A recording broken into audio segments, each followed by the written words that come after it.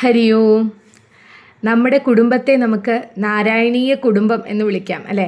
കാരണം നമ്മളൊക്കെ പരിചയപ്പെട്ടത് ഈ നാരായണീയം എന്നുള്ള മഹത് ഗ്രന്ഥം വായിക്കുന്നതിലൂടെയും ചൊല്ലുന്നതിലൂടെയും അതിനുള്ളിലുള്ള വിവരണങ്ങൾ പറയുന്നതിലൂടെയും ഒക്കെ ആയിരുന്നു. അപ്പോൾ ഞാൻ പറഞ്ഞിരുന്നു നമുക്ക് ഭഗവത്ഗീത ആരംഭിക്കണമെന്ന്. അപ്പോൾ ഇന്ന് ഭഗവാനെ മനസ്സിൽ എൻ്റെ ഗുരുസ്ഥാനത്ത് കണ്ടുകൊണ്ട് ഞാൻ ഭഗവത്ഗീതയുടെ ക്ലാസ് ഇന്നിവിടെ ആരംഭിക്കാൻ പോവുകയാണ്. അപ്പോൾ ഭഗവത്ഗീതയെക്കുറിച്ച് പറയാൻ ഒരുപാട് കാര്യങ്ങളാണ്. അതായത് നമുക്ക് മനസ്സിലാക്കാൻ അതിൽ ഒട്ടേറെ വിഷയങ്ങളുണ്ട്. അതിനെക്കുറിച്ച് എൻ്റെ പരിമിതമായിട്ടുള്ള അറിവിൽ ഞാൻ സംസാരിച്ചാൽ ശരിയാവുമെന്ന് പോലും എനിക്കറിയില്ല. പക്ഷേ ഞാൻ ഈ അടുത്ത് ഒരു വീഡിയോ കണ്ടിരുന്നു. ഒരു ചെറിയ കുട്ടിയാണ്. ആ കുട്ടി ഭഗവത്ഗീതയെക്കുറിച്ച് പറഞ്ഞതാണ് എനിക്ക് ഏറ്റവും നമുക്ക് പെട്ടെന്ന് മനസ്സിലാക്കാൻ സാധിക്കുന്നതും നമുക്ക് വേഗം കണക്റ്റ് ആവുന്നതുമായിട്ടുള്ള കാര്യം ആ ഒരു ചെറിയ കുട്ടി പറഞ്ഞതാണ്. കാരണം എന്തെന്ന് വെച്ചാൽ ആ കുട്ടി പറയുന്നത് നമ്മൾ എന്തെങ്കിലും ഒരു സാധനം പുതിയതായിട്ട് വാങ്ങുമ്പോൾ, ഒരു ഇലക്ട്രോണിക്സ് ഉപകരണമാണെന്ന് കരുതുക. എന്തെങ്കിലും ഒന്ന് വാങ്ങുമ്പോൾ, ഇപ്പോൾ ഒരു വാഷിംഗ് മെഷീനാണ് നമ്മൾ വാങ്ങി, അത് കൊണ്ടുവന്നു കഴിഞ്ഞാൽ അത് എങ്ങനെ ഉപയോഗിക്കണമെന്ന് നമുക്കതിലൊരു യൂസർ മാനുവൽ ഉണ്ടാവും അല്ലേ? ആ യൂസർ മാനുവലിൽ നോക്കിയിട്ടാണ് നമ്മൾ ചെയ്യുക. അല്ലാതെ എന്തെങ്കിലും ചെയ്തു കഴിഞ്ഞാൽ മെഷീൻ എന്തെങ്കിലും കേടുപാടുകൾ സംഭവിക്കും. അപ്പോൾ നമ്മൾ ആ യൂസർ മാനുവൽ നോക്കിയിട്ടാണ് നമ്മൾ ആ വസ്തു നമ്മൾ ഉപയോഗിച്ച് തുടങ്ങുക. അപ്പോൾ അതുപോലെ നമ്മുടെ ജീവിതത്തിൻ്റെ യൂസർ മാനുവലാണ് ഭഗവത്ഗീത എന്ന്. അതായത് നമ്മുടെ ജീവിതം നമ്മൾ എങ്ങനെ ജീവിക്കണം എന്നുള്ളതിൻ്റെ ഒരു ഗൈഡ്, അതാണ് ശരിക്കും പറഞ്ഞാൽ ഭഗവത്ഗീത. അപ്പോൾ ഭഗവത്ഗീതയെക്കുറിച്ച് അറിയുക എന്നുള്ളത് വളരെ മഹത്തരമായിട്ടുള്ള കാര്യമാണ്. ഇപ്പോൾ നമ്മൾ മാത്രമല്ല, വിദേശികൾ പോലും നമ്മുടെ ഭഗവത്ഗീതയുടെ ഇമ്പോർട്ടൻസ് തിരിച്ചറിഞ്ഞ് അവരതൊരു പഠന വിഷയം തന്നെ ആക്കിയിരിക്കുകയാണ്. നമ്മുടെ ഇവിടെയാണ് നമ്മുടെ കുട്ടികൾക്കൊന്നും അതിനുള്ളൊരു സൗകര്യങ്ങളോ കാര്യങ്ങളോ ഇല്ലാതെ വരുന്നത്. പക്ഷേ കുറച്ചൊക്കെ ഞാൻ പറയാം, എൻ്റെ ഹസ്ബൻഡ് ചിന്മയ സ്കൂളിലാണ് വർക്ക് ചെയ്യണത്. അവിടെയൊക്കെ എല്ലാവർക്കും ഭഗവത്ഗീത വൃത്തിയായിട്ട് പഠിപ്പിക്കുന്നുണ്ട്. മാത്രമല്ല അവിടെ ടീച്ചേഴ്സിനും ഇതിൻ്റെ ഒരു കോഴ്സ് ഉണ്ട് ഭഗവത്ഗീതയുടെ. അത് ഇംഗ്ലീഷിലാണ് അതിൻ്റെ എക്സ്പ്ലനേഷൻ മുഴുവനും. അപ്പോൾ അതിൻ്റെ ബുക്ക്ലെറ്റ്സ് ഇങ്ങനെ കുറേ അത് നമ്മൾ എക്സാംസ് ഉണ്ട്, അത് കഴിഞ്ഞിട്ട് അവർ ക്വസ്റ്റ്യൻസ് ചോദിക്കും, നമ്മളതിൽ ആൻസർ എഴുതി കൊടുക്കുകയൊക്കെ വേണം. അപ്പോൾ അതിൻ്റെ കുറേ ബുക്ക്ലെറ്റ്സ് വന്നിരുന്നു, അതൊക്കെ ഞാൻ ഇരുന്ന് വായിച്ചിട്ടുണ്ട്. അപ്പോൾ ഭഗവത്ഗീതയെക്കുറിച്ച് കുറച്ചുകൂടി കൂടുതൽ അറിയാൻ ആ ഒരു അറിവ് എനിക്ക് സഹായിച്ചു എന്ന് വേണമെങ്കിൽ പറയാം. പക്ഷെ എങ്കിൽ പോലും ഇതിനെ പൂർണ്ണമായിട്ടുള്ള അർത്ഥത്തിൽ, അല്ലെങ്കിൽ അതിനെ എങ്ങനെയാണോ അത് നമ്മൾ മനസ്സിലാക്കേണ്ടത് അതേ അർത്ഥത്തിൽ തന്നെ നിങ്ങളിലേക്ക് എനിക്കത് എത്തിക്കാൻ കഴിയുമോ എന്നുള്ളത് എനിക്കിപ്പോഴും അത്ര വിശ്വാസം പോരാ. പക്ഷേ ഭഗവാനെ വിചാരിച്ച് ഭഗവാൻ അർജുനന് നേരിട്ട് ഉപദേശിച്ചു കൊടുക്കുന്നതാണ് ഭഗവത്ഗീത അല്ലേ?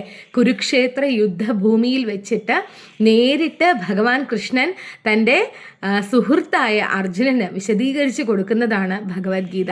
അപ്പോൾ നമ്മൾ ഭഗവാനെ ആ ഗുരുസ്ഥാനത്ത് കണ്ട് ഭഗവാനെ ആ ഏറ്റവും പരമമായിട്ടുള്ള തത്വം എന്ന് മനസ്സിലാക്കി നമ്മൾ ഗീതയെ അറിയാൻ ശ്രമിച്ചാൽ തീർച്ചയായിട്ടും അതിൻ്റെ ഗുണം നമ്മുടെ ജീവിതത്തിൽ ഉണ്ടാവും എന്ന് തന്നെ ഉറപ്പിച്ച് പറയാം നമുക്ക്. അപ്പോൾ ഞാൻ ഈ എളിയ ഉദ്യമത്തിന് തയ്യാറെടുക്കുകയാണ്. എല്ലാവരും എന്നെ പ്രോത്സാഹിപ്പിക്കുമെന്ന് ഞാൻ വിശ്വസിക്കുന്നു. എന്തെങ്കിലും തെറ്റുകളുണ്ടെങ്കിൽ എന്നോട് ക്ഷമിക്കണം, അതെനിക്ക് തിരുത്തി തരികയും കൂടി ചെയ്യണം. അപ്പോൾ ഭഗവാനെ മനസ്സിൽ വിചാരിച്ചുകൊണ്ട് ഞാൻ ചൊല്ലി തുടങ്ങുകയാണ്. ഓം പരമാത്മനേ നമഃ. ധൃതരാഷ്ട്ര ഉവാച ധർമ്മക്ഷേത്രേ കുരുക്ഷേത്രേ സമവേതായുയുത്സവ മാമകാ പാണ്ഡവാശ്ചൈവ കിമകുർവത സഞ്ജയ. ഒന്നുകൂടി ചൊല്ലാം. ധൃതരാഷ്ട്ര ഉവാച ധർമ്മക്ഷേത്രേ കുരുക്ഷേത്രേ സമവേതായുയുത്സവ മാമകാ പാണ്ഡവാശ്ചൈവ കിമകുർവത സഞ്ജയ. ഭഗവത്ഗീതയിലെ ആദ്യത്തെ ശ്ലോകം ധൃതരാഷ്ട്ര ഉവാച എന്ന് പറഞ്ഞുകൊണ്ടാണ് തുടങ്ങുന്നത്. അതായത് ധൃതരാഷ്ട്ര ഉവാച എന്ന് പറഞ്ഞാൽ ധൃതരാഷ്ട്രര് പറഞ്ഞു എന്നർത്ഥം. നമുക്കറിയാം ധൃതരാഷ്ട്രർ എന്ന് പറയുന്നത് കൗരവരുടെ അച്ഛനാണ് അല്ലേ? ആ കൗരവർ 101 മക്കളുടെ അച്ഛനാണ് ധൃതരാഷ്ട്രര്. അപ്പോൾ സഹോദരപുത്രന്മാർ തമ്മിലാണ് ഈ യുദ്ധം നടക്കുന്നത്. കൗരവരും പാണ്ഡവരും തമ്മിൽ ആണ് ഈ യുദ്ധം നടക്കുന്നത് തന്നെ. അപ്പോൾ നമ്മുടെ ഇന്നത്തെ ഒരു ലൈവ് കമൻട്രി എന്നൊക്കെ പറയില്ലേ, അതുപോലെയാണ് സഞ്ജയൻ ധൃതരാഷ്ട്രർക്ക് യുദ്ധഭൂമിയിൽ എന്താണ് നടക്കുന്നത് എന്ന് കണ്ട് വിവരിച്ചു കൊടുക്കുന്നത്. ധൃതരാഷ്ട്രർക്ക് കാഴ്ചശക്തി ഇല്ല അല്ലേ, അപ്പം അതുകൊണ്ട് തന്നെ അദ്ദേഹത്തിനൊന്നും കാണാൻ സാധിക്കില്ല. അദ്ദേഹത്തിന് വേണ്ടി സഞ്ജയൻ പറഞ്ഞു കൊടുക്കുകയാണ് യുദ്ധഭൂമിയിൽ വെച്ച് എന്ത് സംഭവിച്ചു എന്നുള്ളത്. അപ്പോൾ ആദ്യത്തെ ശ്ലോകത്തിൽ പറയുന്നത്, ധൃതരാഷ്ട്രര് സഞ്ജയനോട് ചോദിക്കുകയാണ്, അല്ലയോ സഞ്ജയ, ധർമ്മക്ഷേത്രേ കുരുക്ഷേത്രേ എന്നാണല്ലോ പറയുന്നത്. ധർമ്മക്ഷേത്രം എന്ന് വെച്ചാൽ പുണ്യസ്ഥലം, തീർത്ഥാടന സ്ഥലം എന്നൊക്കെ നമ്മൾ മനസ്സിലാക്കുക. ആ ധർമ്മക്ഷേത്രമായിട്ടുള്ള അല്ലെങ്കിൽ ആ പുണ്യസ്ഥലമായിട്ടുള്ള കുരുക്ഷേത്രത്തിൽ, കുരുക്ഷേത്ര ഭൂമിയിൽ യുദ്ധോത്സുകരായി നിൽക്കുന്ന, യുദ്ധത്തിന് തയ്യാറെടുത്ത് നിൽക്കുകയാണ് അല്ലേ പാണ്ഡവരും കൗരവരും. അപ്പോൾ യുദ്ധോത്സുകരായിട്ട് നിൽക്കുന്ന എൻ്റെ മക്കളും പാണ്ഡവരും എന്ത് ചെയ്തു എന്നാണ് ചോദിക്കുന്നത്. അപ്പോൾ യുദ്ധം തുടങ്ങാനായിട്ട് അവരിങ്ങനെ രണ്ട് ഭാഗത്തും തയ്യാറായി നിൽക്കുകയാണ്. എപ്പോൾ വേണമെങ്കിലും ഈ യുദ്ധം ആരംഭിക്കാം. അപ്പോൾ അങ്ങനെ നിൽക്കുന്ന സമയത്ത് കൗരവരുടെ അച്ഛൻ ധൃതരാഷ്ട്രര് സഞ്ജയനോട് ചോദിക്കുകയാണ്, അല്ലയോ സഞ്ജയ, പുണ്യസ്ഥലമായിട്ടുള്ള കുരുക്ഷേത്ര ഭൂമിയിൽ യുദ്ധത്തിന് തയ്യാറായി നിൽക്കുന്ന എൻ്റെ മക്കളും പാണ്ഡവരും എന്ത് ചെയ്തു, പാണ്ഡുപുത്രന്മാരും എന്ത് ചെയ്തു എന്ന് ധൃതരാഷ്ട്രര് സഞ്ജയനോട് ചോദിക്കുകയാണ്. അത്രയേ ഉള്ളൂ ഭഗവത്ഗീതയിലെ 1-ാമത്തെ ശ്ലോകത്തിൽ. അപ്പോൾ ധൃതരാഷ്ട്ര ഉവാച എന്ന് നമ്മൾ പറഞ്ഞുകൊണ്ട് ഈ ശ്ലോകം ചൊല്ലുക. ഇനി നമുക്ക് 2-ാമത്തെ ശ്ലോകം ചൊല്ലാം. സഞ്ജയ ഉവാച ദൃഷ്ട്വാ തു പാണ്ഡവാനീകം വ്യൂഢം ദുര്യോധനസ്തഥാ ആചാര്യമുപസംഗമ്യ രാജാവചനമബ്രവീത്. ഒന്നുകൂടി ചൊല്ലാം. സഞ്ജയ ഉവാച ദൃഷ്ട്വാ തു പാണ്ഡവാനീകം, ദൃഷ്ട്വാ തു പാണ്ഡവാനീകം വ്യൂഢം ദുര്യോധനസ്തഥാ ആചാര്യമുപസംഗമ്യ രാജാവചനമബ്രവീത്. 2-ാമത്തെ ശ്ലോകം സഞ്ജയൻ ധൃതരാഷ്ട്രരോട് മറുപടി പറയുന്നതാണ് 2-ാമത്തെ ശ്ലോകം. അതാണ് സഞ്ജയ ഉവാച എന്ന് പറഞ്ഞുകൊണ്ട് 2-ാമത്തെ ശ്ലോകം.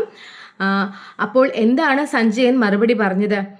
അപ്പോൾ ആ സമയത്ത്, അതായത് യുദ്ധത്തിന് തയ്യാറായിട്ട് 2 കൂട്ടരും നിൽക്കുകയാണ് അല്ലേ. ഒരു ഭാഗത്ത് പാണ്ഡു സൈന്യം, ഒരു ഭാഗത്ത് കൗരവ സൈന്യം നിൽക്കുകയാണ്. അപ്പോൾ ഈ സൈന്യത്തിൻ്റെ, പാണ്ഡവരുടെ ഈ സൈന്യ വ്യൂഹത്തെ കണ്ടിട്ട് ദുര്യോധന മഹാരാജാവ് എന്ന് സഞ്ജയൻ പറയുന്നുണ്ട്. ദുര്യോധന മഹാരാജാവ് ആചാര്യൻ്റെ അടുക്കൽ ചെന്ന് ഇങ്ങനെ പറഞ്ഞു എന്നാണ് 2-ാമത്തെ ശ്ലോകം പറയുന്നത്. അതായത് അവിടെ കൂടിയ സൈന്യത്തെ കണ്ട്, പാണ്ഡു സൈന്യത്തെ കണ്ട് ദുര്യോധന മഹാരാജാവ് ആചാര്യൻ്റെ അരികിൽ, ആചാര്യൻ എന്ന് വെച്ചാൽ അവരുടെ ഗുരുവായിട്ടുള്ള ദ്രോണാചാര്യരുടെ അരികിൽ ചെന്ന് ഇങ്ങനെ പറഞ്ഞു എന്നുള്ളതാണ് 2-ാമത്തെ ശ്ലോകം. അതായത് കുരുക്ഷേത്ര ഭൂമിയിൽ 2 കൂട്ടരും യുദ്ധത്തിന് തയ്യാറായി നിൽക്കുകയാണ്. അപ്പോൾ നമ്മൾ ഈ ഒരു കഥ കേട്ടിട്ടുണ്ടാവും ഇതിനു മുമ്പ്. അതായത് ശ്രീകൃഷ്ണൻ്റെ കയ്യിൽ, ഭഗവാൻ ശ്രീകൃഷ്ണൻ്റെ കയ്യിൽ അക്ഷൗഹിണി പടയുണ്ട്. അപ്പോൾ അതെന്ന് വെച്ചാൽ എത്രയോ എണ്ണാണ്, നിറയെ നിൽക്കുന്ന സൈനികരാണ്. അപ്പോൾ അവരെ ആ പട ലഭിച്ചു കഴിഞ്ഞാൽ ആർക്കാണോ ആ പട ഉള്ളത് അവർ തീർച്ചയായിട്ടും യുദ്ധം ജയിച്ചു എന്ന് തന്നെ കരുതാം. അത്ര വലിയ പടയാണ് ഭഗവാൻ ശ്രീകൃഷ്ണൻ്റെ കയ്യിലുള്ളത്. അപ്പോൾ ദുര്യോധനൻ ശ്രീകൃഷ്ണൻ്റെ അടുക്കൽ യുദ്ധത്തിന് മുമ്പ് സഹായത്തിന് ചെല്ലുന്നുണ്ട്. എന്നിട്ട് ചോദിക്കും, സഹായിക്കണം, ഞങ്ങളുടെ കൂടെ നിൽക്കണം എന്നൊക്കെ പറയും. അപ്പോൾ ഭഗവാൻ കൃഷ്ണൻ പറയും, ഒന്നുകിൽ ഞാൻ നിൽക്കും, അല്ലെങ്കിൽ എൻ്റെ അക്ഷൗഹിണി പട ഞാൻ നിങ്ങൾക്ക് വിട്ടുതരും. ഞാൻ നിങ്ങളുടെ കൂടെ വരികയാണെങ്കിൽ ഒരിക്കലും ഞാൻ ആയുധം ഏന്തുകയില്ല, ഞാൻ ഒരിക്കലും നിങ്ങൾക്ക് വേണ്ടി യുദ്ധം ചെയ്യുകയില്ല, ഞാൻ നിങ്ങളുടെ കൂടെ നിൽക്കുകയുള്ളൂ. അങ്ങനെ ഞാൻ ചെയ്യാം, അല്ലെങ്കിൽ എൻ്റെ അക്ഷൗഹിണി പട വിട്ടുതരാം എന്ന് പറയുകയാണ്. അപ്പോൾ ദുര്യോധനൻ ചിന്തിക്കും, യുദ്ധം ചെയ്യാതെ ഭഗവാൻ കൃഷ്ണൻ ഇപ്പോൾ കൂടെ വന്ന് നിന്നിട്ട് എന്താ കാര്യം? ഭഗവാനാണെന്ന് അദ്ദേഹം മനസ്സിലാക്കുന്നില്ല, ദുര്യോധനൻ മനസ്സിലാക്കുന്നില്ല. യുദ്ധം ചെയ്യാതെ ശ്രീകൃഷ്ണൻ നമ്മുടെ കൂടെ നിന്നിട്ട് എന്താണ് കാര്യം? അപ്പോൾ ശ്രീകൃഷ്ണൻ യുദ്ധം ചെയ്യുന്നില്ലെങ്കിൽ ഭഗവാൻ നിൽക്കണ്ട കൂടെ, ശ്രീകൃഷ്ണൻ നിൽക്കണ്ട, പകരം ആ അക്ഷൗഹിണി പട ഞങ്ങൾക്ക് വിട്ടു തന്നാലും എന്ന് പറയുകയാണ്. അപ്പോൾ ഭഗവാന്റെ അക്ഷൗഹിണി പടയും അങ്ങോട്ട് പോയിട്ടുണ്ട്. ആലോചിച്ച് നോക്കൂ, കൗരവരെന്ന് പറയുന്ന 101 മക്കളാണ് ഭഗവാൻ കൃഷ്ണന്റെ അക്ഷൗഹിണി പടയുണ്ട് അവരുടെ ഒപ്പം. ഭീഷ്മ പിതാമഹര്, ദ്രോണാചാര്യര്, അങ്ങനെ എല്ലാ പ്രഗത്ഭരായിട്ടുള്ള ആൾക്കാരും ആരുടെ കൂടെയുണ്ട്? കൗരവരുടെ കൂടെയുണ്ട്. എന്നിട്ട് പോലും ദുര്യോധനന് പാണ്ഡവരുടെ സൈന്യം എങ്ങനെ നിരന്ന് നിൽക്കുന്നത് കണ്ടപ്പോൾ മനസ്സിലൊരു ഉത്കണ്ഠ തോന്നി. അതേപോലെ തന്നെ ഈ ധൃതരാഷ്ട്രർക്കും അറിയാം അദ്ദേഹം അന്ധനാണ്, ധർമ്മത്തിന്റെ കാര്യത്തിൽ അതിലും അന്ധനാണ്. അയാൾക്കറിയാം അതേ അന്ധതയാണ് അയാളുടെ പുത്രന്മാർക്കും ഉള്ളതെന്ന്. അപ്പോൾ ധർമ്മക്ഷേത്രമായിട്ടുള്ള പുണ്യസ്ഥലത്ത് വെച്ചാണ്, കുരുക്ഷേത്ര ഭൂമി എന്നുള്ള പുണ്യസ്ഥലത്ത് വെച്ചാണ് ഈ യുദ്ധം നടക്കാൻ പോകുന്നത്. അപ്പോൾ സ്വാഭാവികമായിട്ടും അയാളുടെ ഉള്ളിലൊരു ഭയമുണ്ട്, ഈ യുദ്ധം ജയിക്കാൻ സാധ്യതയുണ്ടോ? ഇത്രയും പടയും ജയിക്കാനുള്ള സാധ്യതകളും ഏറ്റവും കൂടുതൽ കൗരവർക്കാണെങ്കിൽ കൂടി ഈ പുണ്യസ്ഥലത്തിൻ്റെ സ്വാധീനം കൊണ്ട് തങ്ങൾ യുദ്ധം തോൽക്കുമോ എന്നുള്ള ഭയം ധൃതരാഷ്ട്രർക്കും ഉണ്ട്. അപ്പോൾ സഞ്ജയനോട് അത് ചോദിച്ചു. സഞ്ജയൻ പറഞ്ഞു ദുര്യോധനൻ ഇങ്ങനെ ആചാര്യനോട് ചെന്ന്. അപ്പോൾ അവരുടെ പട കണ്ടിട്ട് ദുര്യോധനൻ ദ്രോണാചാര്യരോട് പോയിട്ട് ചോദിക്കുകയാണ്. അതെന്താ ചോദിക്കുന്നത് എന്നുള്ളത് 3-ാമത്തെ ശ്ലോകത്തിലാണ്. അപ്പോൾ അങ്ങനെ ചോദിക്കുകയാണ് എന്ന് പറഞ്ഞു. അപ്പോൾ ആ പട കണ്ട് തെല്ലൊന്ന് ദുര്യോധനൻ ഭയന്നു എന്ന് നമ്മൾ മനസ്സിലാക്കുക. അത്രയേ ഉള്ളൂ 2-ാമത്തെ ശ്ലോകം. ഇനി 3-ാമത്തെ ശ്ലോകം ചൊല്ലാം. പശ്യതാം പാണ്ഡുപുത്രാണാം ആചാര്യമഹദീം ചമൂം വ്യൂഢാം ദ്രുപദപുത്രേണ തവ ശിഷ്യേണ ധീമത. ഒന്നുകൂടി ചൊല്ലാം. പശ്യതാം പാണ്ഡുപുത്രാണാം ആചാര്യമഹദീം ചമൂം വ്യൂഢാം ദ്രുപദപുത്രേണ തവ ശിഷ്യേണ ധീമത. 3-ാമത്തെ ശ്ലോകം പറയുന്നത് നമ്മൾ പറഞ്ഞു 2-ാമത്തെ ശ്ലോകത്തിൽ ദുര്യോധനൻ ആചാര്യനോട് ചെന്ന് ഇങ്ങനെ പറഞ്ഞു എന്നുള്ളതാണ് 2-ാമത്തെ ശ്ലോകം. അപ്പോൾ എന്താണ് പറഞ്ഞത് എന്നുള്ളത് 3-ാമത്തെ ശ്ലോകത്തിലാണ്. അപ്പോൾ ദുര്യോധനൻ ദ്രോണാചാര്യരോട് ചെന്ന് പറയുകയാണ്, അല്ലയോ ആചാര്യ, അങ്ങ് നോക്കൂ, അങ്ങയുടെ ശിഷ്യനും ബുദ്ധിശാലിയുമായ ദ്രുപദപുത്രൻ ഒരുക്കി നിർത്തിയിരിക്കുന്ന പാണ്ഡവരുടെ സൈന്യത്തെ അങ്ങ് നോക്കൂ എന്ന് പറയുകയാണ്. അതായത് പാണ്ഡവ സൈന്യം അവിടെ ഒരുങ്ങി നിൽക്കുകയാണ്. അത് ഒരുക്കിയിരിക്കുന്നത് ദ്രുപദപുത്രനാണ്. ആ ദ്രുപദപുത്രൻ ബുദ്ധിശാലിയാണ്, ദ്രോണാചാര്യരുടെ ശിഷ്യനുമാണ്. അപ്പോൾ അങ്ങ് ചെന്ന് അത് നോക്കൂ, അങ്ങ് കാണൂ എന്ന് പറയുകയാണ്. അപ്പോൾ ശരിക്കും ദുര്യോധനൻ ഇവിടെ ചെയ്യുന്നത് ദ്രോണാചാര്യരുടെ തെറ്റ് ചൂണ്ടിക്കാണിക്കുകയാണ്. എന്ന് മാത്രമല്ല, ഇനി അങ്ങോട്ടുള്ള യുദ്ധത്തിൽ വളരെ സൂക്ഷിച്ച് കണ്ട് യുദ്ധം നടത്തണം എന്ന് ഒരു മുന്നറിയിപ്പ് അല്ലെങ്കിൽ ഒരു താക്കീത് പോലെ കൊടുക്കുകയും കൂടിയാണ് ചെയ്യുന്നത്. അപ്പോൾ ഇതിന് പിന്നിലുള്ള കാര്യം എന്താണെന്ന് വെച്ചാൽ ദ്രുപദ മഹാരാജാവ്, അതായത് ദ്രൗപദിയുടെ പിതാവാണ്, ദ്രുപദ മഹാരാജാവിന് ദ്രോണാചാര്യരുമായിട്ട് ഒരു ചെറിയ രാഷ്ട്രീയ വൈര്യമുണ്ട്. അപ്പോൾ അത് തീർക്കാൻ വേണ്ടി അദ്ദേഹം ഒരു യാഗം നടത്തി. എന്നിട്ട് ദ്രോണാചാര്യരെ വധിക്കാൻ കഴിവുള്ള ഒരു പുത്രൻ തനിക്ക് ഉണ്ടാവണം എന്ന് ആ യാഗത്തിൽ വെച്ച് പ്രാർത്ഥിക്കുകയും ചെയ്തു. അങ്ങനെ ഉണ്ടായ പുത്രനാണ് ദൃഷ്ടദ്യുമ്നൻ. ആ ദൃഷ്ടദ്യുമ്നനാണ് ദ്രുപദപുത്രൻ എന്ന് ദുര്യോധനൻ പറഞ്ഞത്. ആ ദൃഷ്ടദ്യുമ്നനെ എന്നിട്ട് ഈ ആയുധകലകളും കാര്യങ്ങളും അഭ്യസിക്കുവാൻ വേണ്ടി കൊണ്ടുചെന്ന് ആക്കുന്നത് ആരുടെ അടുത്ത് തന്നെയാണ്? ഈ ദ്രോണാചാര്യരുടെ അടുത്ത് തന്നെയാണ് കൊണ്ടുചെന്ന് ആക്കുന്നത്. അപ്പോൾ ദ്രോണാചാര്യർ ഈ ദൃഷ്ടദ്യുമ്നന് അദ്ദേഹം ശിഷ്യനായി വന്നു കഴിഞ്ഞാൽ അവിടെ ഒരു പാർഷ്യാലിറ്റി ഒരിക്കലും കാണിക്കാൻ പാടില്ല എന്നുള്ളത് കൊണ്ട് തന്നെ ഒരു പ്രശ്നങ്ങളും മനസ്സിൽ വെക്കാതെ നന്നായിട്ട് വിദ്യയൊക്കെ അഭ്യസിപ്പിച്ച് വിട്ടു.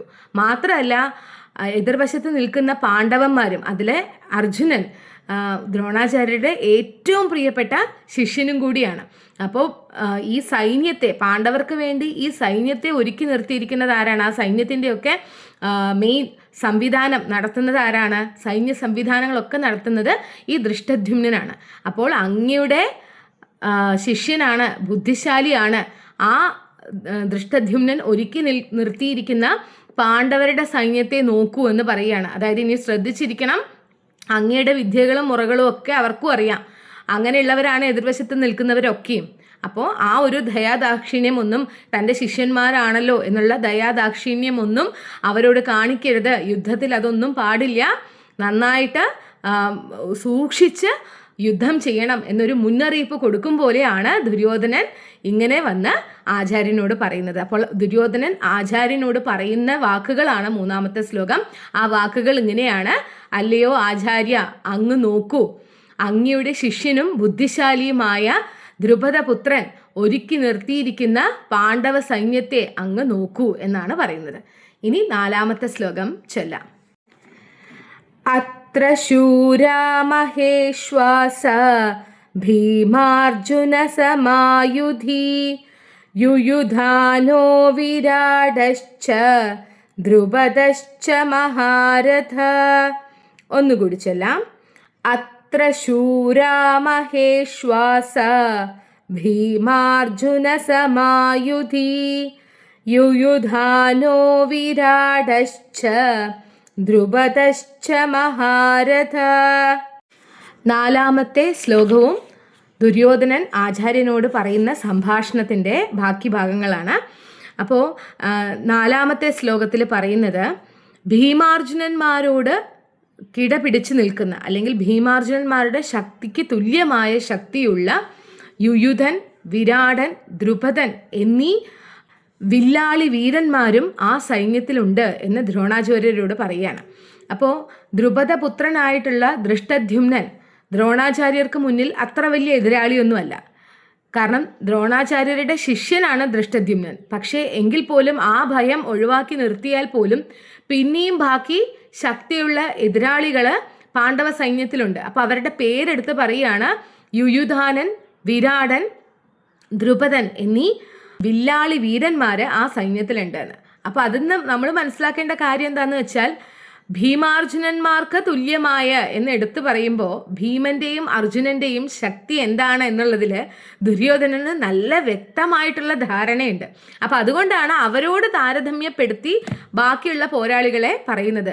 അപ്പോൾ ഭയപ്പെടേണ്ട ഈ യുദ്ധ സംവിധാനം അല്ലെങ്കിൽ ആ സേന, ആ സൈന്യത്തിൻ്റെ സംവിധാനം ഒരുക്കിയ ദൃഷ്ടദ്യുമ്നനെ മാത്രം ഭയന്നാ പോരാ, പിന്നെ ആരെയും കൂടി ഭയക്കണം. ഭീമാർജുനന്മാർക്ക് തുല്യമായിട്ടുള്ള തുല്യശക്തിയുള്ള യുയുധാനൻ, വിരാടൻ, ദ്രുപദൻ എന്നീ വില്ലാളി വീരന്മാരും ആ സൈന്യത്തിലുണ്ട് എന്ന് ദ്രോണാചാര്യരെ ഓർമ്മിപ്പിക്കുകയാണ്. അപ്പോൾ യുദ്ധം അത്ര കണ്ട് എളുപ്പമല്ല, നമ്മൾ നല്ലോണം പരിശ്രമിച്ചേ തീരൂ, സൂക്ഷിച്ചും കണ്ടും ഒക്കെ വേണം യുദ്ധം ചെയ്യാനെന്ന് ദ്രോണാചാര്യർക്ക് ഒരു മുന്നറിയിപ്പ് കൊടുക്കുകയാണ്.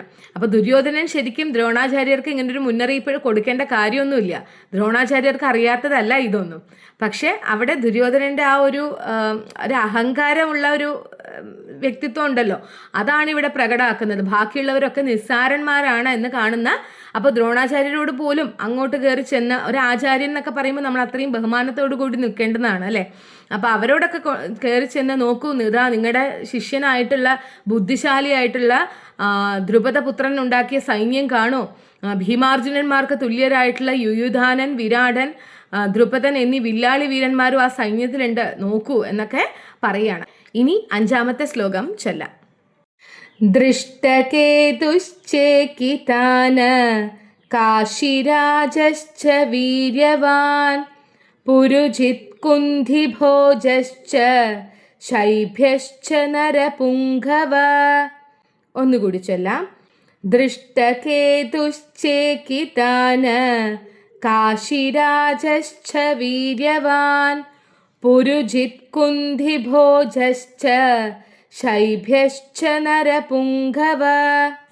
5ാമത്തെ ശ്ലോകത്തിലും ദുര്യോധനൻ പാണ്ഡവ സൈന്യത്തിലുള്ള പ്രഗത്ഭരായിട്ടുള്ള ആൾക്കാരുടെ പേര് പറയാണ്.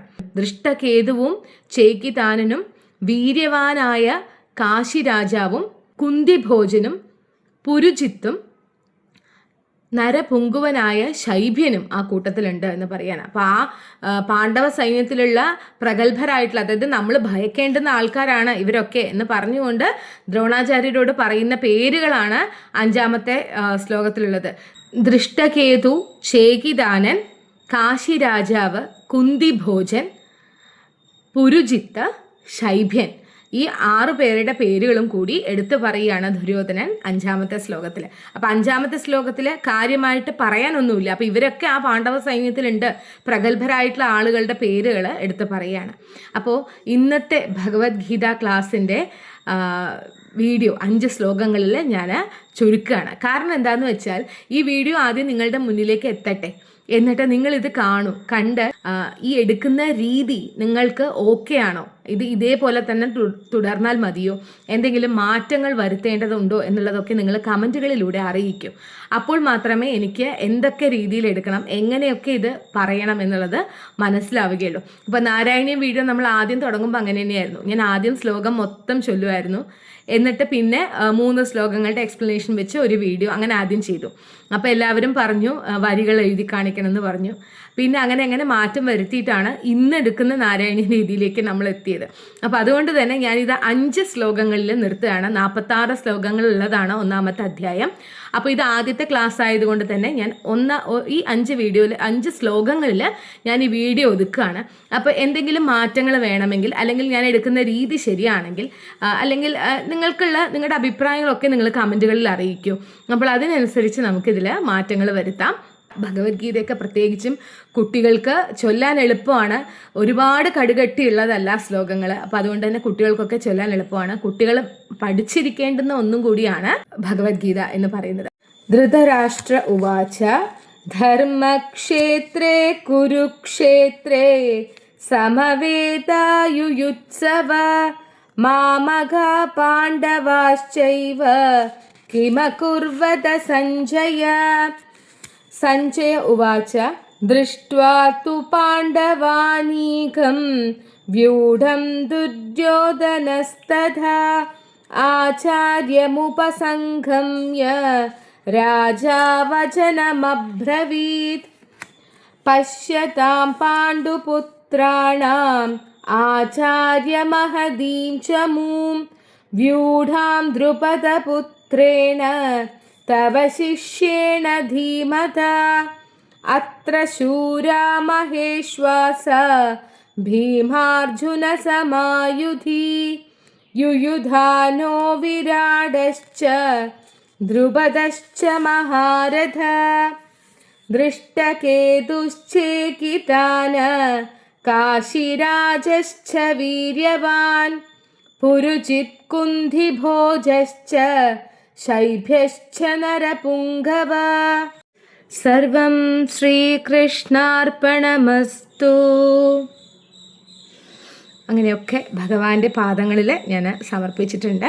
അപ്പോൾ ഭഗവത്ഗീതയുടെ 1-ാമത്തെ അധ്യായത്തിലെ 5 ശ്ലോകങ്ങൾ നമ്മളിന്ന് നോക്കി. അപ്പോൾ ഞാൻ എടുക്കുന്ന രീതി ശരിയാണെങ്കിൽ, ഞാൻ ചൊല്ലുന്നതും ഞാൻ അതിൻ്റെ വിവരണം പറയുന്നതുമൊക്കെ ഇതുപോലെ തന്നെ മതിയെങ്കിൽ ഇനിയും തുടർന്നും ഇതുപോലെ വീഡിയോസ് ഇടാം. അപ്പോൾ മാറ്റങ്ങൾ വരുത്തേണ്ടത് തീർച്ചയായിട്ടും എനിക്ക് കമൻറ്റുകളിൽ പറയണം. എങ്കിൽ മാത്രമേ ഇതിൽ എന്തൊക്കെ മാറ്റങ്ങൾ വരുത്തണം, നിങ്ങൾക്ക് എങ്ങനെയാണ് പഠിക്കാൻ എളുപ്പം ഉണ്ടാവുക എന്നുള്ളതൊക്കെ എനിക്ക് മനസ്സിലാവുകയുള്ളൂ. അപ്പോൾ അത് പറയൂ. അപ്പോൾ അങ്ങനെ പറഞ്ഞ് നമുക്ക് ആ രീതിയിൽ തന്നെ നമ്മുടെ നാരായണീയം എങ്ങനെയാണോ കൊണ്ടുവന്ന് നമ്മൾ ഇങ്ങനെ കൊണ്ടെത്തിച്ചത്, അതുപോലെ തന്നെ ഭഗവത്ഗീതയും മുമ്പിലേക്ക് കൊണ്ടുപോകാൻ നമ്മളെ ഭഗവാൻ അനുഗ്രഹിക്കട്ടെ. നാരായണീയം ചൊല്ലുന്ന എല്ലാവരും ഭഗവത്ഗീതയും ചൊല്ലൂ.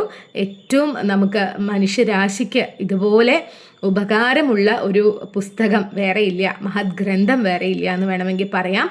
എല്ലാവരും അറിഞ്ഞിരിക്കേണ്ടുന്ന ഒന്നാണ് ഭഗവത്ഗീത എന്ന് പറയുന്നത്. അപ്പോൾ വീണ്ടും അടുത്ത വീഡിയോയുമായിട്ട് ഭഗവത്ഗീതയിൽ ബാക്കി ആദ്യത്തെ അധ്യായത്തിലെ 6-ാമത്തെ ശ്ലോകം മുതലുള്ള വീഡിയോ ആയിട്ട് വരാം. മാറ്റങ്ങളോടുകൂടി വരണമെങ്കിൽ മാറ്റങ്ങളോടുകൂടി വരാം. അപ്പോൾ ഹരി ഓം.